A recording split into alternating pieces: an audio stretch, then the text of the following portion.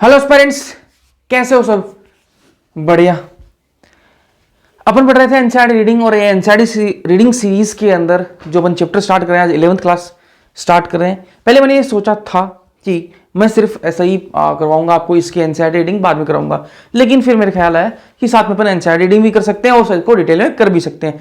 तो चैप्टर को डिटेल में भी करेंगे, साथ में उसकी एनसीईआरटी रीड भी करेंगे। ठीक है, 12th क्लास अपनी चल रही है, उसकी क्लास भी होगी, ये 11th क्लास की है। ठीक, चलो डिस्क्रिप्शन में ऐप का लिंक दे रखा है, ऐप को डाउनलोड कर लेना। वहां पर आपको फ्री टेस्ट मिल जाएंगे, प्रैक्टिस शीट मिल जाएंगी, तो ये सारी चीजें फ्री हैं, तो आप देख सकते हो डाउनलोड करके। उसके अलावा डिस्क्रिप्शन में टेलीग्राम चैनल का लिंक डाल रखा है, वहां ज्वाइन कर लेना। भैया क्या होगा, वहां से आपका पता रहेगा कब क्लास होनी, कब नहीं होनी, क्या शेड्यूल रहेगा, सब कुछ बातें। और उसके अलावा टेस्ट का जो सिलेबस है वो आपको टेलीग्राम चैनल पे मिलता है, इसलिए आपको ज्वाइन कर लेना है वहां पे।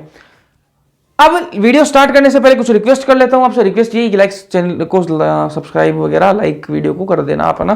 कमेंट आप कर दोगे। चलो शुरुआत करते हैं आज के लेक्चर की। चैप्टर जो करने वाले हैं अपन, रासायनिक समन्वय तथा एकीकरण अपन करने वाले हैं। और ये जो चैप्टर है 11th क्लास का लास्ट चैप्टर है, ठीक है। लेकिन अपन एनसीईआरटी रीडिंग यहां से स्टार्ट कर रहे हैं, ठीक है। बस मन हुआ तो यहां से कर रहे हैं, चलो। और उसके अलावा इसके जो नोट्स हैं वो आपको ऐप पे मिलेंगे, तो देख लेना, है ना। हाँ, इस चैप्टर को अपन 2 पार्ट्स में करने वाले हैं। एक पार्ट आज होगा, एक पार्ट इसका कल होगा। रेगुलर क्लासेस होंगी, डेली क्लासेस होंगी, तो आपको डेली जो है लेक्चर्स मिलेंगे। एक 11th क्लास का लेक्चर होगा, एक 12th क्लास का लेक्चर होगा। दिन में पहले 11th का, फिर 12th का, ठीक है। जो रात को 8 बजे होगा वो 12th क्लास का होगा। चलो करते हैं शुरुआत रासायनिक समन्वय तथा एकीकरण को।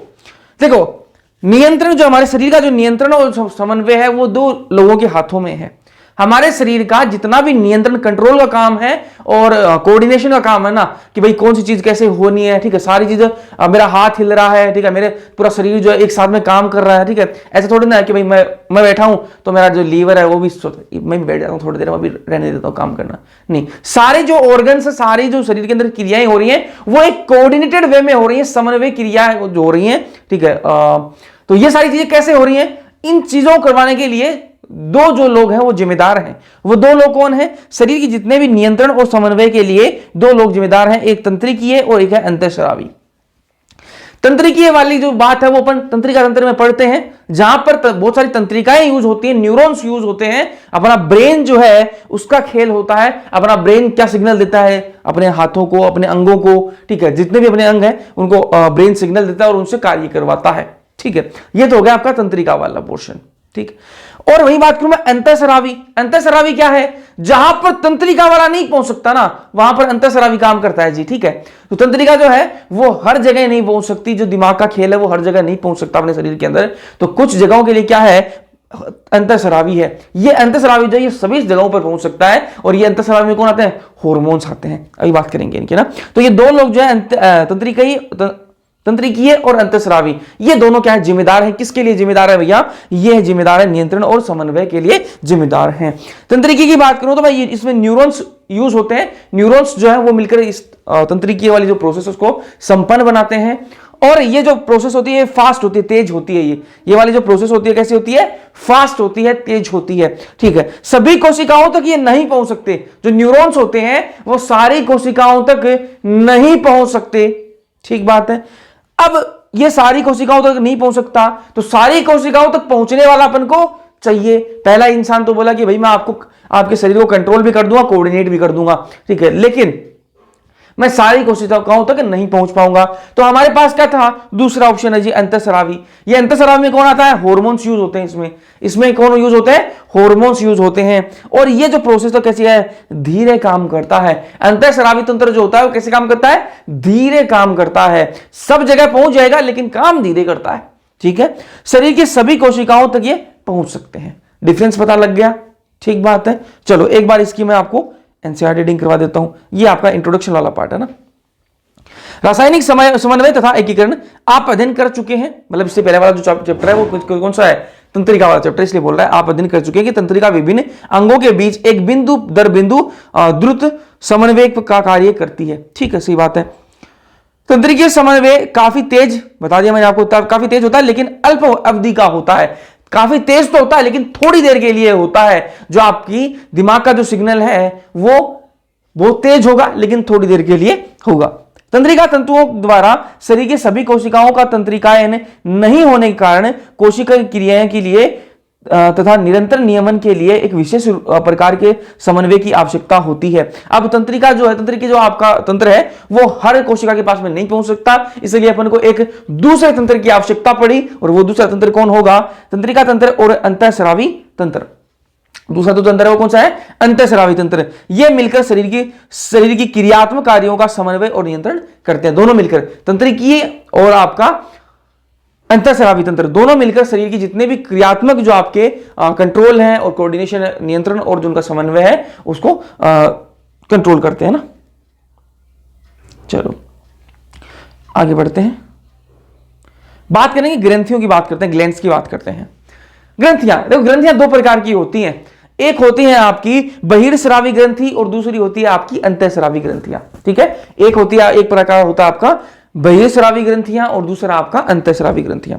मैं कह रहा हूं कि ग्रंथियां जो हैं वो दो प्रकार की हैं। ठीक बात है भैया, दो प्रकार की हैं।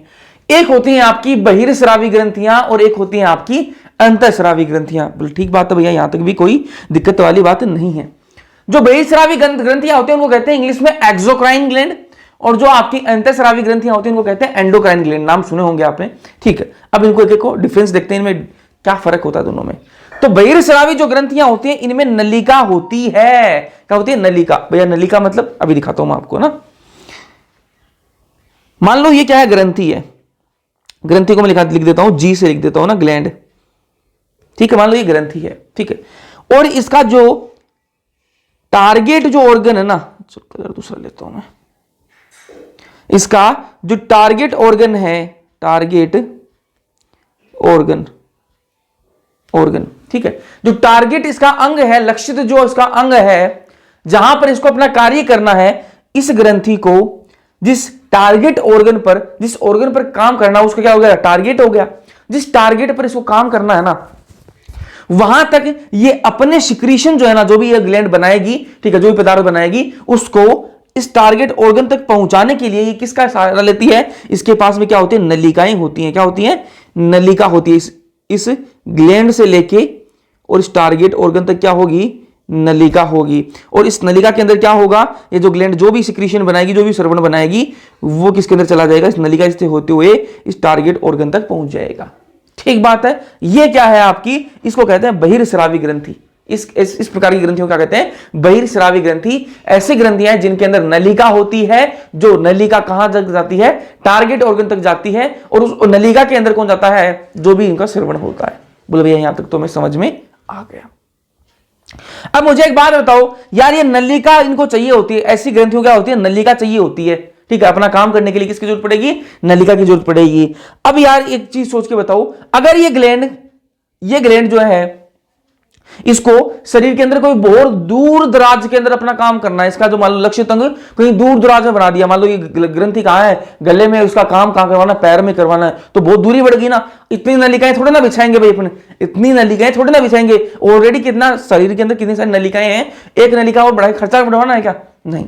इसलिए जो है आपकी बहिर्स्रावी ग्रंथियां जो हैं, ये इनका जो लक्षित ऑर्गन जो होता है, लक्षित अंग जो होता है, वो इन ग्लैंड के पास में होता है। जब पास में होगा, दूरी कम होगी, तो वहां पर अपन क्या पाइपलाइन बिछा सकते हैं। ठीक बात है भैया। अंतःस्रावी ग्रंथियों की बात करते हैं ना। अंतःस्रावी ग्रंथि, G4 आपका हो जाएगा ग्रंथि, ग्लैंड। ठीक है, इसका जो लक्षित अंग है, टारगेट ऑर्गन, वो क्या होता है? दूर होता है, दूरस्थ होता है, दूर होता है। अब जब दूर है तो नली तो इसके पास में होती नहीं। ये ऐसी ग्रंथि है अंतःस्रावी ग्रंथि, इसके पास में नलिका नहीं होती। जब नलिका नहीं होती तो ये अपना जो श्रवण जो है वो कैसे पहुंचाएगी भाई? यहां तक जो भी ये बनाएगी उसको लक्षित अंग तक कैसे पहुंचाएगी? अब आपके दिमाग में एक चीज आनी चाहिए, भैया इसके पास में ही तो नली नहीं है। अपने अंदर इतनी सारी नलियां हैं, जो आपकी ब्लड वेसल्स हैं, जो रक्त वाहिकाएं हैं, अगर ये अपने जो ग्लैंड है, ये ग्रंथि जो है, ये अपना सिक्रीशन, अपना जो श्रवण है, उसको रक्त के अंदर अगर डाल दे, तो रक्त के अंदर बहता हुआ जो वो श्रवण है वो टारगेट ऑर्गन तक पहुंच जाएगा। मैंने कहा बिल्कुल सही बात है, ये ग्रंथि ऐसा ही करती है। क्या करती है? ये जो आपकी ब्लड वेसल्स हैं, ठीक है, उनके अंदर क्या है? अपना सिक्रीशन छोड़ देती है, और वो सिक्रीशन जो है वो टारगेट ऑर्गन तक पहुंच जाएगा। ठीक है। अब आपके दिमाग में क्वेश्चन आना चाहिए कि भैया रक्त तो पूरे शरीर में घूमेगा, अरे रक्त तो पूरे शरीर में घूमेगा ना, ठीक, पूरे शरीर में घूमेगा, और इस ग्लैंड का, इस ग्रंथि का जो लक्षित अंग होगा, ठीक है, वहां तक ही ये हार्मोन जो है वो पहुंचे, इस बात की क्या गारंटी है? मैंने कहा कि ये जो ग्रंथि जो है, जो हार्मोन बनाएगी ना, जो भी हार्मोन बनाएगी, वो हार्मोन वहीं जाके रुकेगा जो इसका लक्षित अंग होगा। ऐसे कैसे? क्योंकि जो टारगेट ऑर्गन होता है ना, जो टारगेट ऑर्गन है, जो भी लक्षित अंग है, उसके ऊपर क्या है? रिसेप्टर लगे हुए होते हैं, ग्राही लगे हुए होते हैं, ठीक है, ग्राही लगे हुए होते हैं, और ये हार्मोन्स रक्त के साथ बहते जाते हैं। अभी तो लीवर आया, नहीं, अभी नहीं उतरना, आगे चलो, फिर और रक्त के अंदर आगे बढ़ते जाएंगे। जैसे ही इनको अपना लक्षित अंग दिखाई देगा, वहीं क्या है, उतर जाएंगे। जैसे अपन क्या बस में बैठे हैं भाई, ठीक है, अपना स्टैंड जहां तक नहीं आता वहां तक क्या अपन बैठे रहते हैं, नहीं अभी तो ये वाला गांव ही है, अभी नहीं उतरेंगे, ठीक है, अभी तो ये वाला गांव है, अभी नहीं उतरेंगे, पर स्टैंड नहीं आया। उस जैसे अपना स्टैंड आता है, अपन क्या उतर जाते हैं। सेम वैसे ही यहां पर जो है ये हार्मोन जो है कहां उतरते हैं? टारगेट ऑर्गन पर, क्योंकि टारगेट ऑर्गन क्या होते हैं? ग्राही लगे हुए होते हैं। बड़ा ठीक बात है, ठीक, चलो अब इनके बारे में डिफरेंस लिख लेते हैं। डिफरेंस मोटा मोटा आपको समझ में आ ही गया, ठीक है। बहिर्स्रावी जो ग्रंथि हैं उनमें नलिका होती है, क्योंकि पास में होता सारा काम, तो नलिका होती है इनमें। लक्ष्य अंग ग्रंथि के पास होगा, जो लक्ष्य अंग है वो कहां होगा? ग्रंथि के पास होगा। जो टारगेट ऑर्गन है वो आपकी जो ग्रंथि है उसके पास में होगा। इनका श्रवण क्या होता है? ये क्या बनाती है, क्या निकालती हैं? ये ग्रंथियां जो है इस प्रकार की बहिर्स्रावी जो ग्रंथियां, बहिर्स्रावी जो ग्रंथियां हैं, ये क्या बनाती हैं, क्या निकालती हैं? ये एंजाइम बनाती हैं, आंसू, लार, सीबम ऑयल, ठीक है, ये सारी चीजें ये बनाती हैं, इनका सिक्रीशन होता है। अंतःस्रावी ग्रंथि जो है वो एंडोक्राइन जो ग्लैंड होती है वो क्या करती हैं, उनके बारे में, ये नलिका विहीन होती हैं।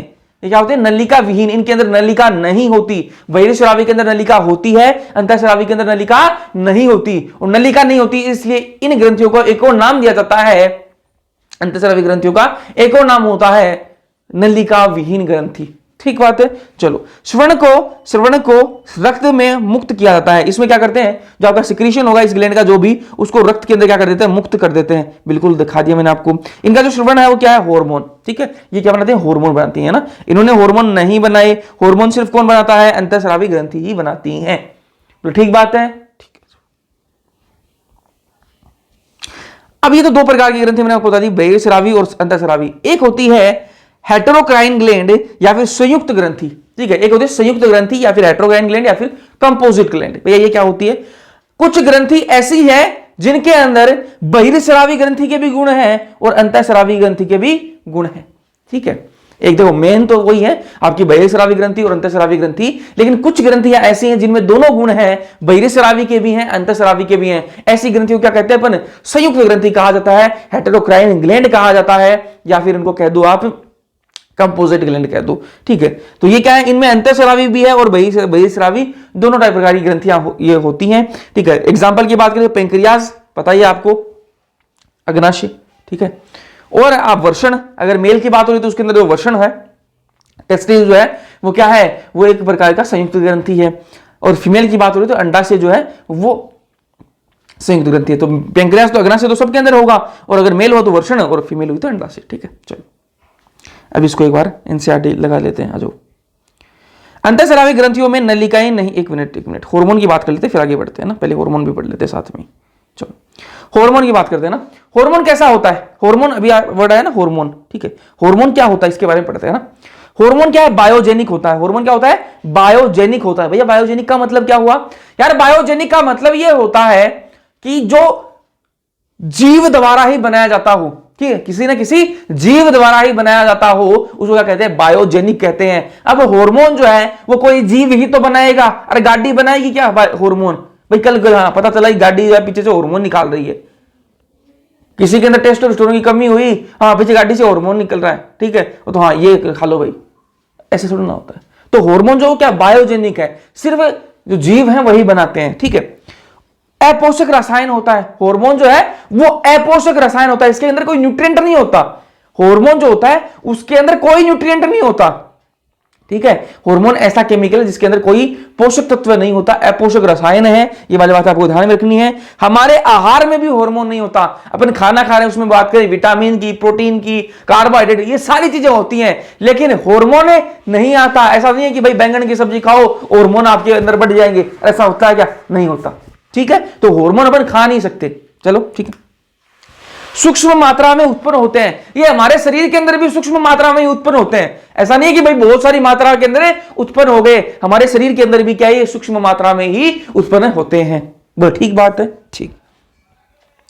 बहुत ही कम मात्रा में उत्पन्न होते हैं लेकिन प्रभावी होते हैं, है ना, अपने इतने बड़े शरीर के अंदर भाई, और बहुत ही कम, बहुत ज्यादा कम मात्रा में क्या होते हैं, उत्पन्न होते हैं, लेकिन प्रभावी इतने होते हैं ना कि पूरे शरीर को क्या है, रेगुलेट करके रखते हैं। और अगर किसी हार्मोन की कमी आ गई ना तो पूरे शरीर की बैंड बजा देते हैं, तो प्रभावी बहुत होते हैं, ठीक है। चलो, अंतरकोशिकीय संदेशवाहक भी इनको कहा जाता है, इनको अंतरकोशिकीय संदेशवाहक कहा जाता है कि भैया अलग अलग कोशिकाओं के बीच में ये संदेश ले जाने का काम कर रहे हैं, इसलिए इनको अंतरकोशिकीय संदेशवाहक कह दिया, ठीक बात है। चलो, बेलिश और स्टार्लिंग ने इसकी खोज करी थी। हार्मोन की खोज किसने करी? बेलिश और स्टार्लिंग ने खोज करी थी। पहला जो हार्मोन जिसकी खोज हुई थी वो कौन सा था? सिक्रीटिन हार्मोन था। कब करी थी? 1901 में इसकी खोज करी थी सिक्रीटिन की।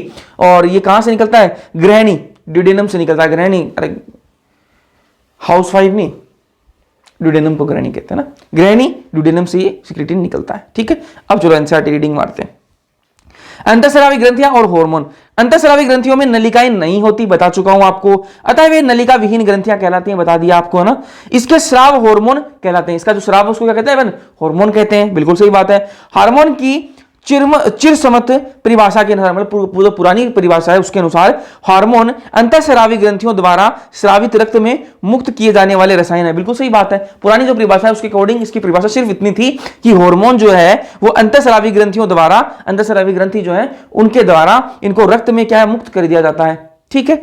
जो दूरस्थ लक्ष्य अंग तक पहुंचाए जाते हैं, और रक्त के द्वारा उनको दूरस्थ जो लक्ष्य अंग है, वहां तक उनको पहुंचाए जाते हैं, ठीक है। परंतु इस परिभाषा को अब रूपांतरित किया गया है। ये पुरानी परिभाषा थी, अब इसको थोड़ा सा मॉडिफाई कर दिया गया है, जिसके अनुसार हार्मोन सूक्ष्म मात्रा में उत्पन्न होते हैं, बता चुका हूं आपको, और ये अपोषक रसायन होता है, ये भी बता दिया मैंने आपको, जो अंतरकोशिकीय संदेशवाहक के रूप में कार्य करते हैं, ठीक है। चलो, इस नई परिभाषा के अंतर्गत सुनियोजित अंतःस्रावी ग्रंथियों से स्रावित हार्मोन से के अतिरिक्त कई नए अणु भी सम्मिलित हो जाते हैं। इसके अंदर जो अंतःस्रावी ग्रंथियों से स्रावित जो हार्मोन से अतिरिक्त कई दूसरे जो अणु हैं वो भी इसकी डेफिनेशन के अंदर फिट हो जाते हैं, इस परिभाषा के अंदर फिट हो जाते हैं। अकशेरुकियों, जो आपकी इनवर्टिब्रेट्स हैं, अकशेरुकी जो हैं, उनमें कम हार्मोन के साथ एक सरल अंतःस्रावी तंत्र होता है, ठीक है। जो अकशेरुकी जो आपके जो जीव हैं उनके अंदर कम हार्मोन होते हैं और सरल अंतःस्रावी तंत्र होता है। अपने जैसा अरे इतना भारी भरकम बढ़िया तरीके का उनमें अंतःस्रावी तंत्र नहीं होता, उनके अंदर बहुत सरल प्रकार का अंतःस्रावी तंत्र होता है, और उनके अंदर क्या है, बहुत कम मात्रा में हार्मोन होते हैं।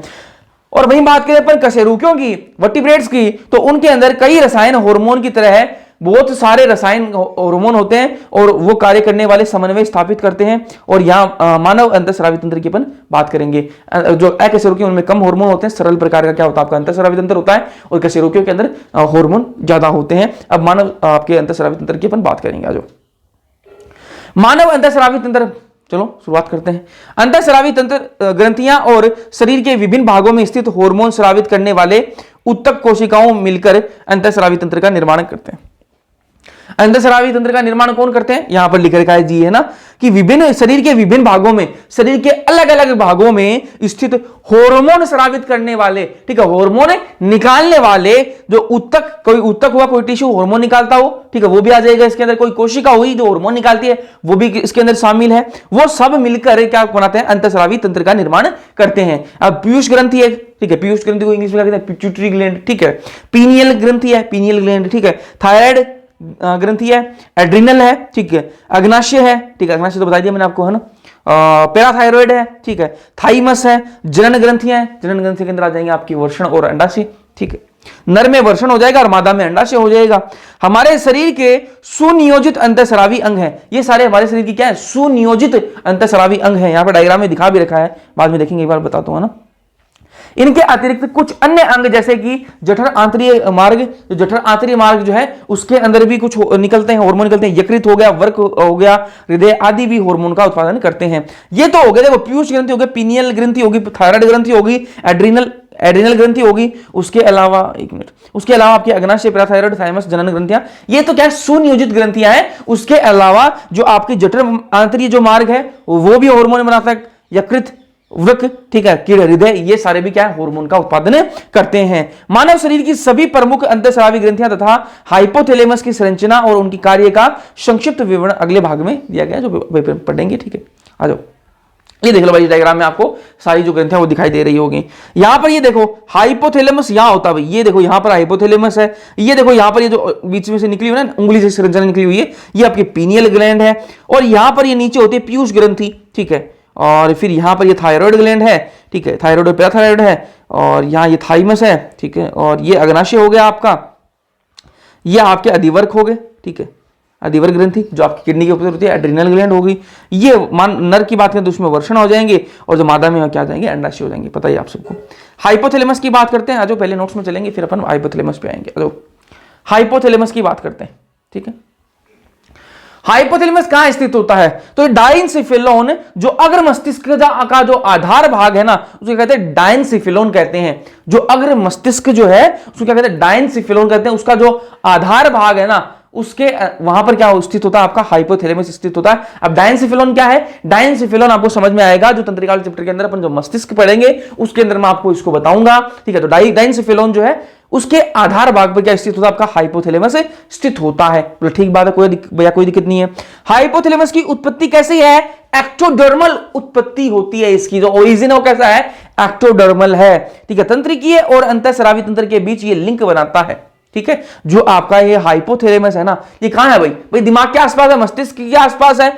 मस्तिष्क के जब आसपास है तो ये क्या है, लिंक बनाता है, किस किस के बीच में, ये बीच में लिंक बनाता है, तंत्रिका तंत्र और अंतःस्रावी तंत्र के बीच में क्या बनाता है, लिंक बनाता है, ठीक है। चलो ध्यान रखना ये बात है ना। इसमें तंत्रिका स्रावी कोशिकाएं होती हैं। जो हाइपोथैलेमस इसमें कैसी कोशिकाएं होती हैं, तंत्रिका स्रावी कोशिकाएं होती हैं। और जो तंत्रिका स्रावी कोशिकाएं क्या करती हैं, हार्मोन स्रावित करती हैं। तंत्रिका स्रावी कोशिकाएं क्या करती हैं, हार्मोन स्रावित करती हैं। बोलो ठीक बात है भैया, ठीक है, हार्मोन स्रावित करते हैं। अब हार्मोन दो प्रकार के हैं, एक बार मैं वापस रिपीट करता हूं, फिर अपन आगे बढ़ेंगे ना। चलो, हाइपोथैलेमस जो डाइनसिफिलोन के आधार भाग है, ठीक है। उत्पत्ति एक्टोडर्मल, तंत्रिकीय और अंतःस्रावी तंत्र के बीच लिंक बनाता है। इसमें तंत्रिका कोशिकाएं होती हैं, तंत्रिका स्रावी कोशिकाएं होती हैं। और जो तंत्रिका स्रावी कोशिकाएं क्या निकालती हैं, हार्मोन स्रावित करती हैं।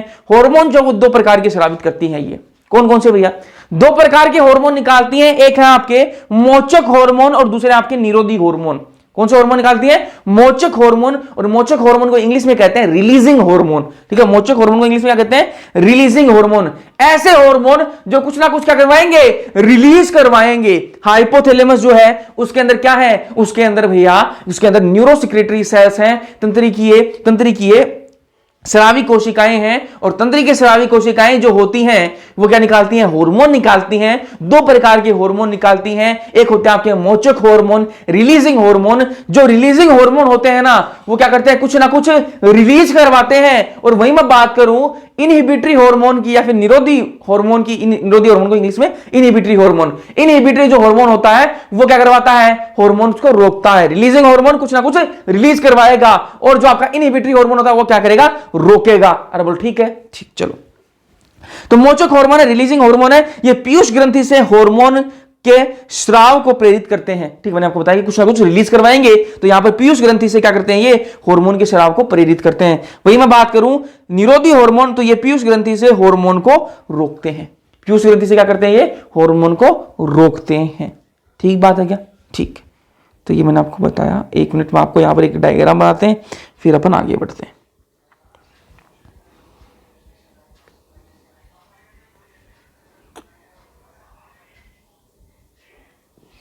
एक मिनट,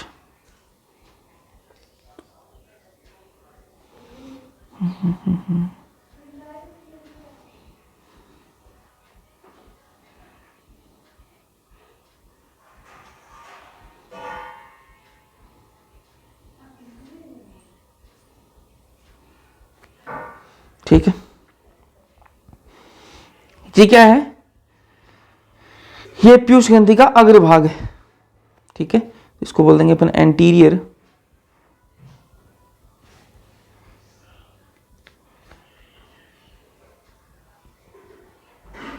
पिट्यूटरी, ये पोस्टीरियर पिट्यूटरी, पोस्टीरियर पश्च,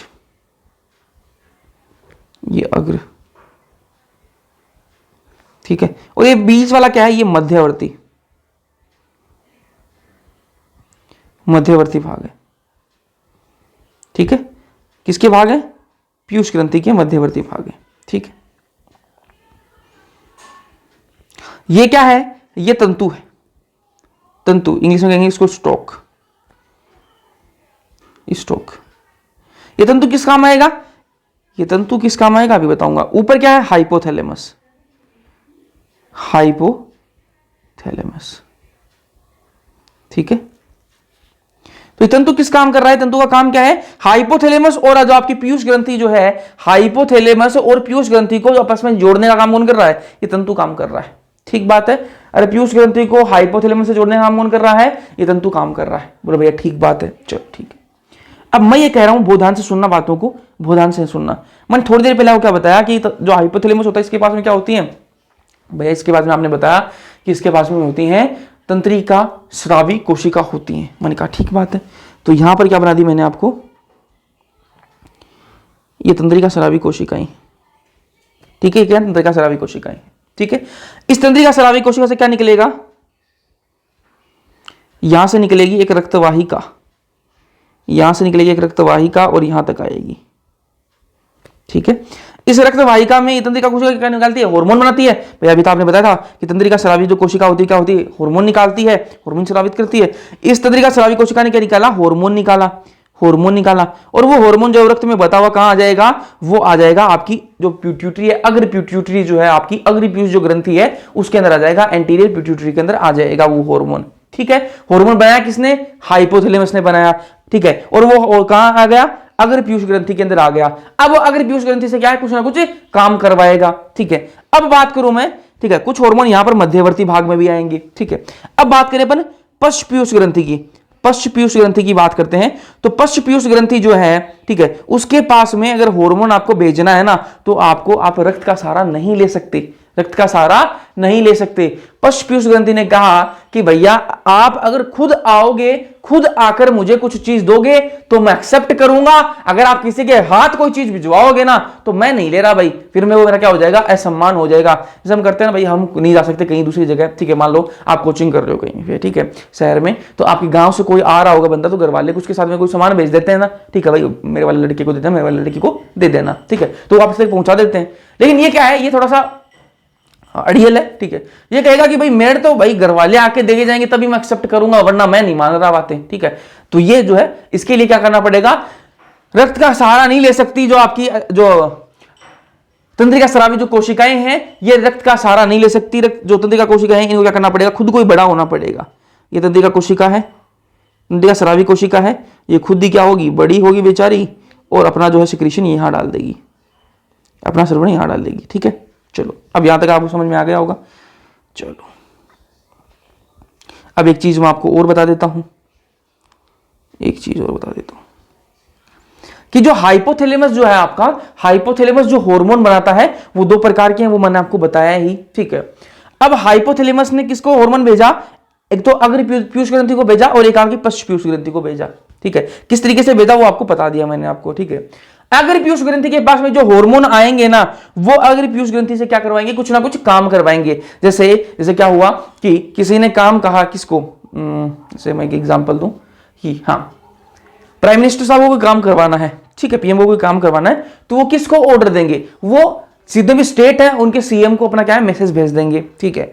सीएम खुद ना थोड़ा ना कोई काम करेगा, अरे ग्राउंड पे वो थोड़ा ना काम करेंगे, सीएम किसको ऑर्डर दे देंगे, अपने एमएलए को ऑर्डर दे देंगे। एमएलए खुद थोड़ा ना काम करेगा, एमएलए जो है वो किसको ऑर्डर दे देगा, डीएम साहब को दे देगा ऑर्डर, ठीक है। और डीएम साहब खुद थोड़ा ना काम करेंगे, जो भी विभाग होगा उसके जो कर्मचारी हैं उनको काम वो सौंप देंगे और फिर वो उनसे करवाएंगे। ऐसे हायरार्की चलती है। बोले भैया ठीक बात है आपकी। वैसे ही मैं बात कर रहा हूं कि जो आपका हाइपोथैलेमस जो हार्मोन बनाता है ना, इसके हार्मोन डायरेक्ट काम नहीं करते। हाइपोथैलेमस ने क्या किसको सिग्नल भेज दिया, ऐसे समझो हाइपोथैलेमस ने अपना हार्मोन जो है, ठीक है, वो किसको भेजा, अग्र पीयूष ग्रंथि को भेजा, और अग्र पीयूष ग्रंथि से क्या करवाएगा, काम करवाएगा। ठीक है, अग्र पीयूष ग्रंथि कुछ ना कुछ दूसरा हार्मोन निकालेगी और वो दूसरा हार्मोन जाके फिर वो काम करेगा। ठीक है, इस प्रकार से काम चलता है। ठीक है, डायरेक्ट हाइपोथैलेमस का हार्मोन जो वो काम नहीं करेगा।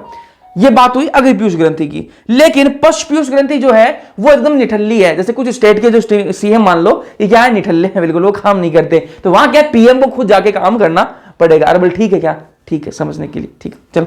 तो यहां पर क्या है, पश्च पीयूष ग्रंथि की बात कर रहे हैं अपन। तो पश्च पीयूष ग्रंथि खुद कोई चीज नहीं बनाती, तो इसको क्या कह दिया, इसको हाइपोथैलेमस ने कहा कि ठीक है तू कुछ मत बना, कुछ मत बना, बस तू एक काम कर ले, मेरे जो हार्मोन है ना, मेरे जो हार्मोन है उनको तू रख ले और स्टोर कर ले। मेरे जो हार्मोन है उनको तू रख ले और स्टोर कर ले, तो खुद कोई काम मत कर। अगर पीयूष ग्रंथि तो बेचारी काम करती है, लेकिन ये पश्च वाली जो है कोई काम नहीं करती। इसलिए हाइपोथैलेमस ने कहा कि तू रख, तू मेरे हार्मोन जो मैं हार्मोन बना रहा हूं ना, वो तू रख ले, तू कुछ काम मत कर, बस उनको रख ले और उसको स्टोर कर ले। ठीक बात है। चलो, ये जो आपकी यहां पर वेन जो मैंने बनाई है, जो रक्त वाहिका बनाई, इसका नाम क्या होता है, हाइपोफाइसियल पोर्टल वेन।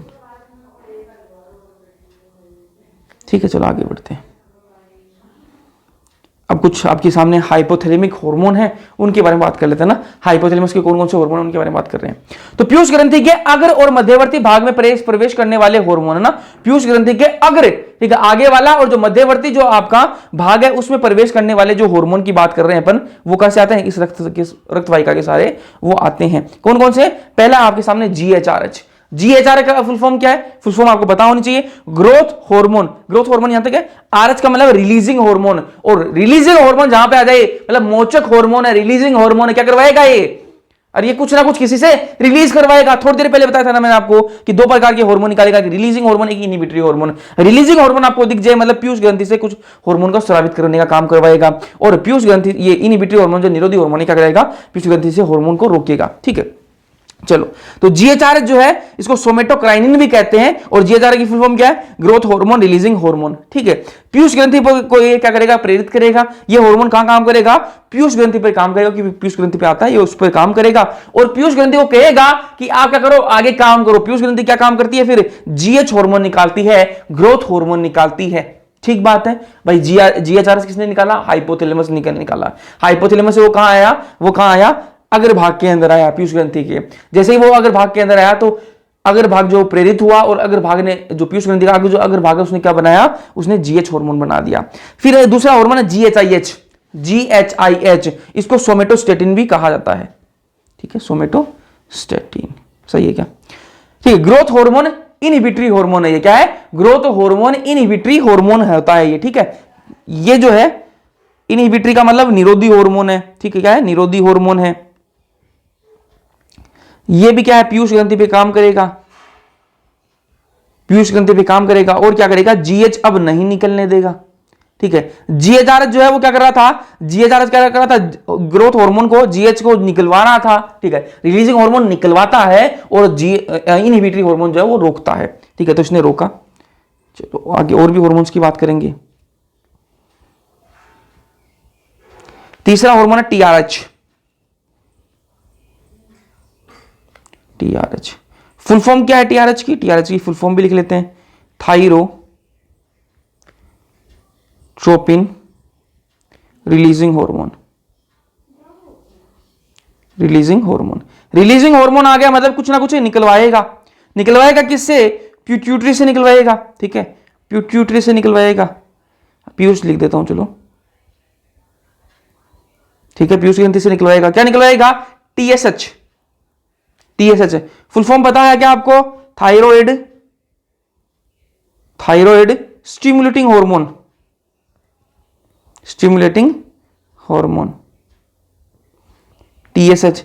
और ये टीएसएच कहां काम करता है, अब नाम में पता लग गया इसका, तो नाम में पता लग गया वैसे तो। थायराइड स्टिमुलेटिंग हार्मोन किस पे काम करेगा, ये थायराइड ग्रंथि पे काम करेगा। तो यहां पर हम लिख देते हैं ये किस पे काम करेगा, थायराइड पे, थायराइड ग्रंथि पे काम करेगा।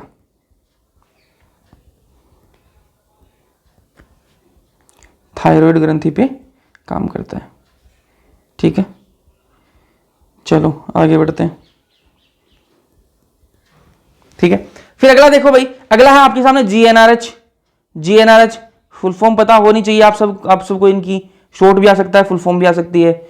गोनेडोट्रोपिन, गोनेडोट्रोपिन रिलीजिंग हार्मोन, वापस रिलीजिंग हार्मोन आ गया। रिलीजिंग मतलब कुछ ना कुछ ये निकलवाएगा, रिलीजिंग हार्मोन कुछ ना कुछ ये क्या कराएगा, निकलवाएगा। क्या निकलवाएगा देखते हैं अभी। पीयूष ग्रंथि से, सारे पीयूष से निकलवाएंगे, ठीक है। और ये निकलवाता है एफएसएच और एलएच। एफएसएच और एलएच फिर कहां काम करते हैं, मानव जनन पढ़ चुके हैं अपन। तो एफएसएच एलएच कहां काम करते हैं, ये काम करते हैं आपके जो जनन ग्रंथियां हैं उन पर काम करते हैं। जनन ग्रंथियां कौन सी है आपकी, अरे अंडाशय और वृषण, ठीक है, जनन ग्रंथियां, ठीक है। फिर आगे चलते हैं, बात करें फिर सीआरएच,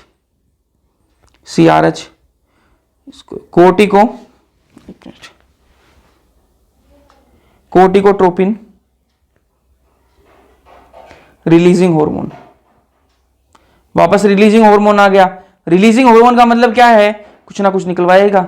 ये हमारे हार्मोन कहां से आ रहे हैं, सीआरएच जीएनएच कहां से आ रहे हैं, हाइपोथैलेमस से आ रहे हैं। किस पर काम करेगा, वही पीयूष ग्रंथि से पर काम करेगा, पीयूष ग्रंथि को प्रेरित करेगा। किस लिए प्रेरित करेगा, ये प्रेरित करेगा एसीटीएच निकलवाएगा। क्या निकलवाएगा, एसीटीएच। अब एसीटीएच क्या बवाल है, एसीटीएच की फुल फॉर्म लिखा देता हूं चलो, एड्रीनो कोर्टिकोट्रोपिक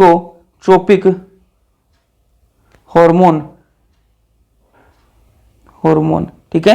तो ये एसीटीएच निकलवाएगा, एड्रीनो कोर्टिकोट्रोपिक हार्मोन। और ये नाम से बताया गया एड्रीनो मतलब किस पर काम करेगा, ये एड्रीनल जो ग्रंथि है उस पर काम करेगा, अधिवर्क जो ग्रंथि है उस पर काम करता है। तो ये किस पर काम करता है, एड्रीनल ग्लैंड पे काम करता है। एड्रीनल ग्लैंड, हिंदी में बात करते हैं अधिवर्क ग्रंथि पे काम करता है, ठीक है। चलो आगे बढ़ते हैं, कितने हो गए, 5 हो गए क्या, 6।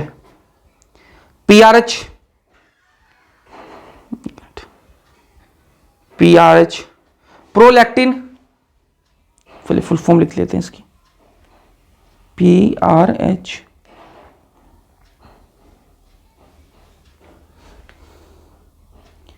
प्रोलैक्टिन रिलीजिंग हार्मोन, वापस रिलीजिंग हार्मोन आ गया। रिलीजिंग हार्मोन का सिंपल सा मतलब क्या है, कुछ ना कुछ निकलवाएगा। किससे निकलवाएगा, वही पिट्यूटरी पे काम करेगा ये, ठीक है, पीयूष ग्रंथि पे काम करेगा। और पीयूष ग्रंथि से क्या निकलवाएगा, पीयूष ग्रंथि से निकलवाता है ये प्रोलैक्टिन निकलवाता है, प्रोलैक्टिन निकलवाता है। फिर बात करें अगले की, अगला हार्मोन अपने पास में पीआईएच क्या है, प्रोलैक्टिन इनहिबिटरी इनहिबिटरी का मतलब क्या है, निरोधी हार्मोन है। और निरोधी हार्मोन किस पर काम करेगा, ये भी पीयूष ग्रंथि पे काम करेगा, लेकिन ये कुछ निकलवाएगा नहीं, ये तो रोकेगा। निरोधी हार्मोन क्या करता है, रोकता है। पीआईएच प्रोलैक्टिन इनहिबिटरी हार्मोन जो है ये भी पीयूष ग्रंथि पे काम करेगा, लेकिन ये प्रोलैक्टिन को बनने से रोकेगा, निकलने से क्या करेगा, रोकेगा। देखो पीआरएच जो प्रोलैक्टिन रिलीजिंग हार्मोन, ये रिलीज करवाता है पिट्यूटरी से, किसको, आपके प्रोलैक्टिन को। वहीं मैं बात करूं पीआईएच जो है प्रोलैक्टिन इनहिबिटरी जो हार्मोन है, निरोधी जो हार्मोन है, ये वाला क्या करता है, प्रोलैक्टिन को निकलने से रोकता है। एक और हार्मोन की बात करते हैं अपन, थोड़ा सा बड़ा कर लेता हूं। हार्मोन का नाम है MSHRH। फुल फॉर्म आपको पता होनी चाहिए, मेलेनोसाइट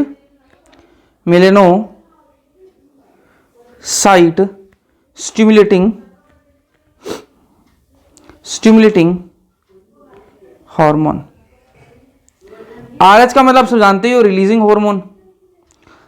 हार्मोन है, हाइपोथैलेमस से निकल रहा है, मतलब किस पर काम करेगा, ये क्या करेगा, कुछ ना कुछ निकलवाएगा।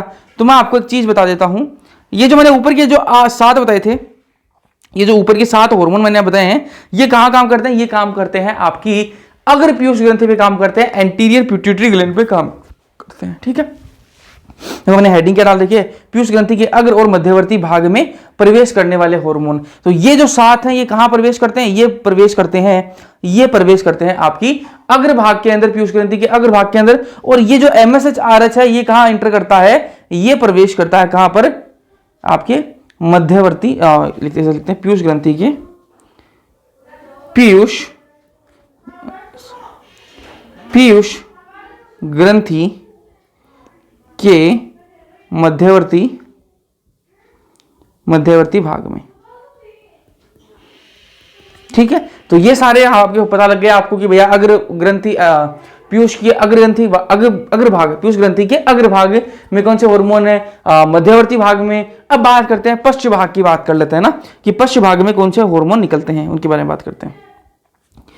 तो पीयूष ग्रंथि के पश्च भाग में रिलीज होने वाले हाइपोथैलेमिक हार्मोन कौन से हैं, हाइपोथैलेमस से निकलने वाले हार्मोन जो कहां जाते हैं, पीयूष ग्रंथि के पश्च भाग में जाते हैं, पोस्टीरियर पिट्यूटरी के अंदर जाते हैं। तो वो 2 हार्मोन है आपके, ये देखो आपको सबको पता है पश्च भाग जो होता है पीयूष ग्रंथि का, वो कोई काम धाम तो करता नहीं है, ठीक है, उसको हार्मोन बने बनाए दिए जाते हैं। किसको देता है बने बनाए, हाइपोथैलेमस उसको बने बनाए हार्मोन देता है। वो सिर्फ क्या काम करता है, उनको स्टोर करने का काम करता है, ठीक है, खुद कुछ नहीं बनाता।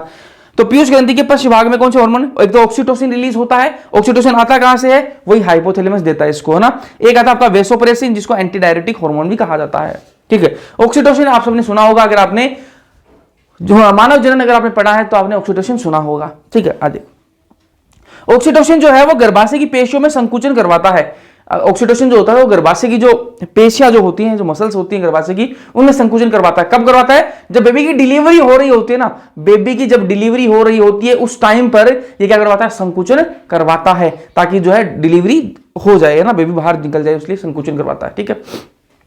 दूसरा पहला काम तो ये हो गया। दूसरा काम है इसका दूध निकालना, है ना। तो जब दूध निकलना मतलब दूध निकलने में क्या करता है, ये मदद करता है। मिल्क इजेक्टिंग हार्मोन भी इसको कहते हैं। देखो दूध बनाता कौन है, फीमेल्स के अंदर जो मिल्क का प्रोडक्शन है वो करवाता कौन है, वो तो प्रोलैक्टिन करवाता है। दूध बनवाता कौन है, प्रोलैक्टिन। लेकिन उसको बाहर निकालने में, दूध को बाहर निकालने में कौन मदद करता है, ऑक्सीटोसिन। दोनों में कंफ्यूज नहीं होना है आपको। प्रोलैक्टिन दूध का उत्पादन करवाता है और दूध को निकालने में कौन मदद करता है, आपका ऑक्सीटोसिन। तो ऑक्सीटोसिन को क्या कहते हैं, मिल्क इजेक्टिंग हार्मोन भी कहते हैं। यहां मैं लिख देता हूं ये वाली बात, इसको दूध निकलवाता है इसलिए क्या कहते हैं इसको, मिल्क इजेक्टिंग हार्मोन भी इसको कहा जाता है। और उसके अलावा गर्भाशय की पेशियों में संकुचन करवाता है, इसलिए इसको बर्थ हार्मोन भी कहा जाता है, कि बेबी की जब बर्थ हो रही होती है उस टाइम पर ये संकुचन करवाता है, इसलिए इसको बर्थ हार्मोन भी कह देते हैं, बर्थ हार्मोन। एक बात और बताऊंगा, ठीक है, आपके लाइक बात बताऊंगा, ठीक है। और मैंने आपको जब मानव जनन पढ़ाया था तो मैंने आपको एक बात बताई थी कि जब किसी मदर के अंदर वो बेबी को जब डिलीवरी कर रही होती है तो कुछ फीमेल्स के अंदर क्या है, ऑक्सीटोसिन जो वो इतना नहीं निकलता कि उसको आसानी हो, है ना। संकुचन कम होते हैं। अगर ऑक्सीटोसिन कम निकलेगा तो संकुचन भी कम होंगे। तो कुछ फीमेल्स के अंदर ऑक्सीटोसिन नहीं निकलता नेचुरली, इसलिए क्या करते हैं उनको इंजेक्शन दिए जाते हैं ऑक्सीटोसिन के। और वो ऑक्सीटोसिन जो अपन बाहर से इंजेक्ट करते हैं, इंजेक्शन द्वारा जो डॉक्टर जो है इंजेक्शन देता है उस फीमेल को जो प्रेग्नेंट है, ठीक है, जिसको इंजेक्शन दिए जाते हैं, वो ऑक्सीटोसिन को क्या कहते हैं, इसको पीटोसिन कहा जाता है ना, पीटोसिन। क्या है ये पीटोसिन, ये सिंथेटिक ऑक्सीटोसिन है। क्या है ये, सिंथेटिक ऑक्सीटोसिन है जो इंजेक्शन दिया जाता है ना। तो ये वाली बात ध्यान में रखना। इसके अलावा इस ऑक्सीटोसिन को लव हार्मोन भी कहा जाता है। लव हार्मोन क्यों कहा जाता है, अभी बताते हैं, चलो। इसको लव हार्मोन भी कहा जाता है। लव हार्मोन क्यों कहते हैं, जब भी किसी से आप प्यार कर रहे होते हो, ठीक है, तो जो उस टाइम पे जो हार्मोन जो है जो आपको आनंद नहीं, प्यार की जो अनुभूति करवाता है, वो हार्मोन सिर्फ ऑक्सीटोसिन ही होता है, ठीक है। ठीक, चलो आगे बढ़ते हैं।